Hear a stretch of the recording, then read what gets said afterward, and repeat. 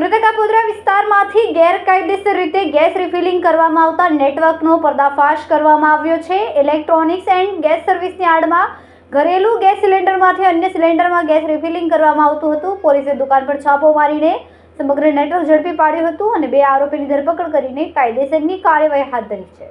સુરતમાંથી ફરી એક વખત ગેરકાયદેસર રીતે કરવામાં આવતું ગેસ રિફિલિંગ ઝડપાયું છે। કાપોદ્રા વિસ્તારમાં આવેલ દીનદયાળ વસાહતમાં ગેરકાયદેસર ચાલતા ગેસ રિફિલિંગ કૌભાંડનો પર્દાફાશ થયો છે। કાપોદ્રા પોલીસને માહિતી મળી હતી કે દીનદયાળ વસાહતમાં આવેલા ચામુંડા ઇલેક્ટ્રોનિક સર્વિસની આડમાં ગેરકાયદેસર રીતે રિફિલિંગ કરવામાં આવી રહ્યું છે। જે માહિતીના આધારે પોલીસે છાપો માર્યો હતો। દરમિયાન ઇલેક્ટ્રોનિક્સ એન્ડ ગેસ સર્વિસની દુકાનમાં ચાલતું ગેરકાયદેસર ગેસ રિફિલિંગ ઝડપી પાડ્યું હતું। પોલીસે અહીં રેડ કરીને પ્રકાશ ખટીક અને ભેરુલાલ ખટીક નામના 2 ભાઈની ધરપકડ કરી। કેમેરામેન સેનિલ વિરાણી સાથે વિશાલ છેઠા, માનવ પ્રભા ન્યૂઝ। અમારા વિડીયોની નવી અપડેટ મેળવવા માટે સબસ્ક્રાઇબ કરો માનવ પ્રભા ન્યૂઝ ચેનલને। બેલ આઇકન ક્લિક કરો લેટેસ્ટ વિડીયો સૌથી પહેલા મેળવવા માટે।